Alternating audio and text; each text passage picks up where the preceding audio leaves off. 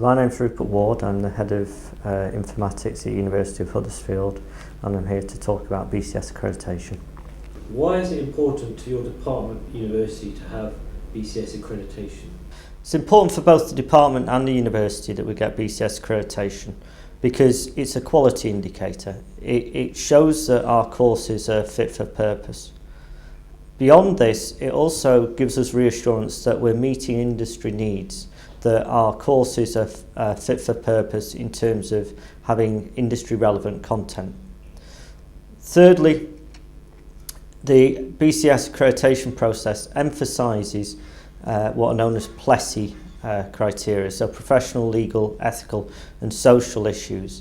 And all graduates from computing courses should be aware of their professional roles and responsibilities when they graduate. Finally, the accreditation process gives continuity for students in terms of they come from an accredited course and they are then able to speed up the process of becoming chartered members of their professional body on graduation. So how did you prepare for the first of these two visits? Okay, so at the University of Huddersfield, when we were preparing for our quinquennial, our 5-yearly review, we were in a difficult position. We'd lost a lot of the knowledge within the department. People had changed role, people had moved institution. And the previous accreditation visit was done very much in a paper-based exercise. So it was going to take us quite a lot of work to do that first accreditation visit. So in terms of planning for that, what we wanted to do was to avoid any repetition of lost knowledge, basically lost information. So we set up a SharePoint site, a shared workspace, where we could populate with the content we required for the accreditation visit. So we had a folder structure that mapped across to the structure required for accreditation. And working with colleagues, we populated this folder structure as early as possible and added to it continuously as we got towards the accreditation with the appropriate material being put on as soon as it was available. Another thing that we did very early was to map the criteria. So we made sure that our courses were likely to be accredited by the BCS. We mapped across the core modules, across our range of our courses to the criteria required for the different chartered routes, and we justified all the claims. Now, working as a team to do this, we had myself, the subject area leader who's in charge of the main subject area that was being accredited, the school manager, the course leaders, teaching, research and enterprise staff. We were able to bring a range of expertise, a set of critical eyes to the process to check what we were doing.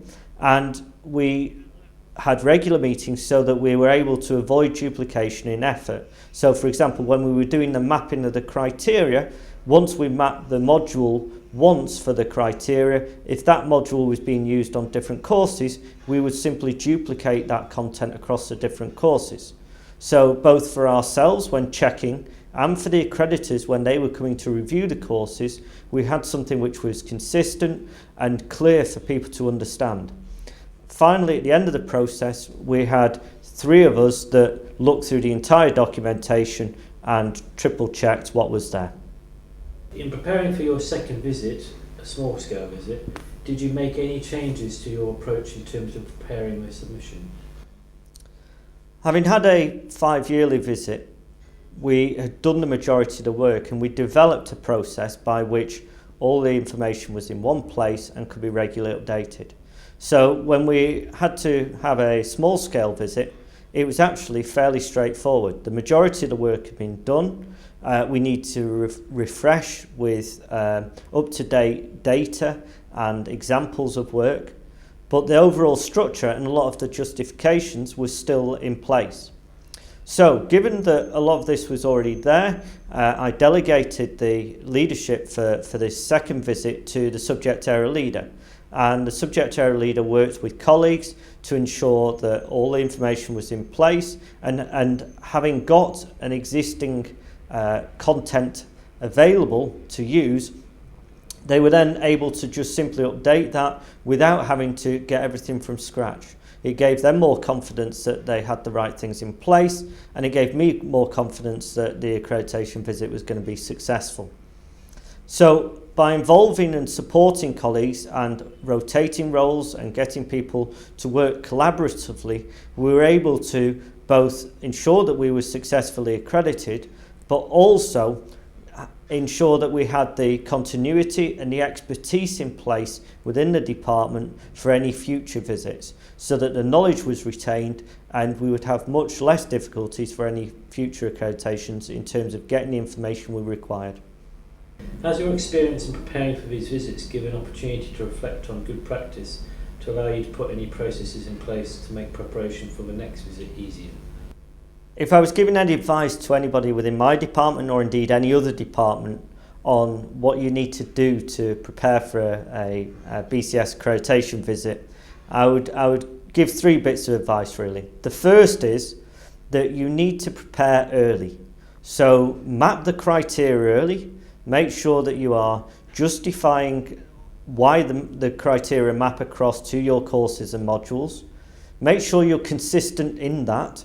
So avoid replication and contradiction in terms of what you're looking to justify for your criteria, and then check that those things aren't being changed when you're doing any validation changes up to the accreditation point.